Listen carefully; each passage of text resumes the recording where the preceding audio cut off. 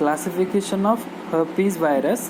तर herpes virus हा DNA virus आहे. हर्पीज व्हायरसला त्यांनी क्लासिफाय केलेलं आहे हर्पीज सिम्प्लेक्स व्हायरस नंबर 1, 2, 3, 4, 5, 6, 7, 8 आणि simian herpes B.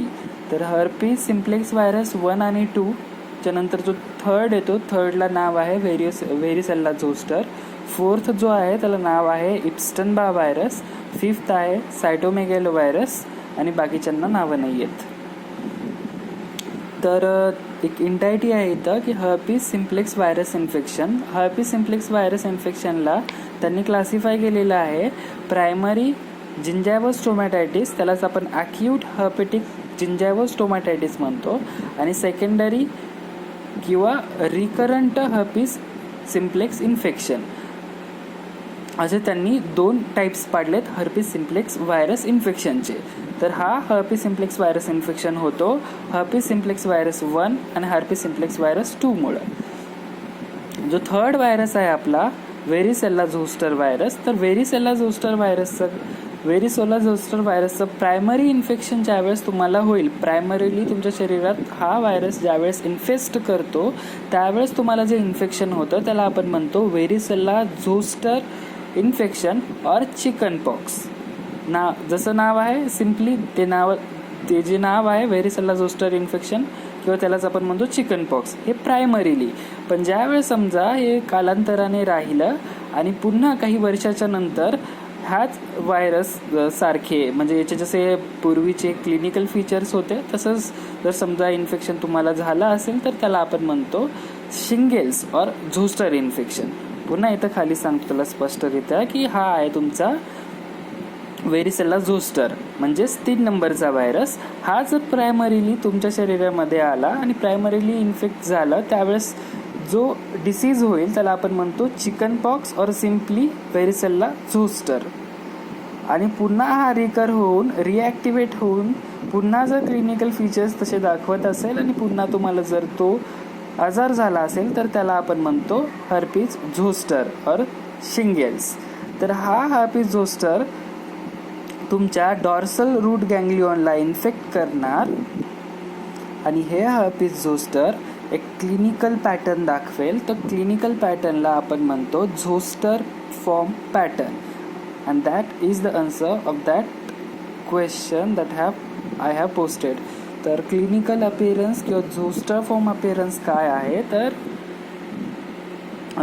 Unilateral vesicles on an erythematous base appears in a cluster chiefly along the course of the nerve and giving the picture of single dermatome involvement. This is called as zoster form. म्हणजे कसं करतं हे तुमची जी dorsal route गँग्लिऑन आहे ज्या साईडचा त्या साईडला तितक्याच भागामध्ये तुम्हाला इन्फेक्ट करेल. हे जसं इथं दाखवतंय हे इथं दाखवतंय. तर हे क्लिनिकल फॉर्म होतं त्याचं झोस्टर पॅटर्न फॉर्म. त्याच्यानंतर अजून काही पॅटर्न आणि साईन्स दिसतात. दुसरं आहे त्यामध्ये झोस्टर साइन हर्पेटी. झोस्टर साइन हर्पेटी म्हणजे काय असतं डायरेक्ट डायग्राम दाखवतो तशी की हे आहे झोस्टर साइन हर्पेटी. झोस्टर साइन हर्पेटी म्हणजे कसं असतं नॉर्मली जिथं असे हे वेसिकल्स वगैरे छोटे छोटे हे आहेत डर्मॅटिक लिजन्स आहेत, हे डर्मॅटिक लिजन्स तिथं नसतात. इथं सांगितले त्यांनी की it is a zoster infection without the appearance of dermatomal lesions. त्याच्यानंतर पुढचं साईन आहे याच्यामध्ये हचिन्सन साईन्स दिसतं. हचिन्सन साईन म्हणजे हे जे इन्फेक्शन आहे हर्पीज झोस्टरचं हे तुमच्या नाकाच्या साईडला दिसतं. त्याची डायग्राम इथं हे Hutchinson's sign. It is Hutchinson's sign not Hutchinson's triad. जे हचिन्सन्स ट्रायड आपण बघितलं होतं जे आपल्याला पूर्वी माहिती आहे की कंजेनायटल सायफिलिसमध्ये आपल्याला हचिन्सन्स ट्रायड दिसतं. हचिन्सन्स ट्रायडचा आणि हर्पीज व्हायरसचा काहीही संबंध नाही. तर हचिन्सन्स ट्रायड होतो कंजेनायटल सायफिलिसमुळे आणि त्या ट्रायडमधल्या 3 गोष्टी म्हणजे पहिली गोष्ट यू विल हॅव डीफनेस, दुसरी केराटायटिस असतं डोळ्यामध्ये आणि तिसरं टूथच्या ॲनामोलीज असतं. तर आतापर्यंत आपण 3 फॉर्म्स वगैरे पाहिले. सगळ्यात पहिल्यांदा झोस्टर पॅटर्न म्हणजे इरिथमॅटस बेस असतो आणि युनिलॅटरली जिथं तुमचा ज्या साईडचा तुमचा डॉर्सल रूट गँग्लियन इफेक्ट झाला त्या साईडला ते वरती जात राहील. त्याच्यानंतर दुसरा साईन पाहिला आपण झोस्टर साईन हर्पेटी. झोस्टर साईन हर्पेटी म्हणजे त्याच्यामध्ये तुम्हाला की डर्मॅझोमल लिजन्स दिसणार नाहीत.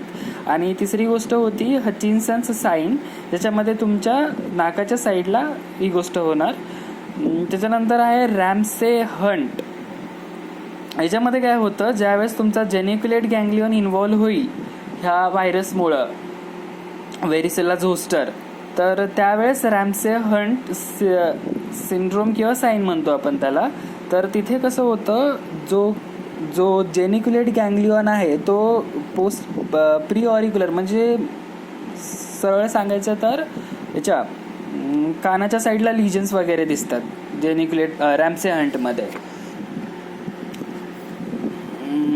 त्याच्यानंतर किसिंग्स डिसीज. आता इथंपर्यंत आपण पाहिलं होतं हर्पीज सिम्प्लेक्स 1 आणि 2. त्याच्यामध्ये आपण पाहिलं की हर्पीज सिम्प्लेक्स व्हायरसचं इन्फेक्शन.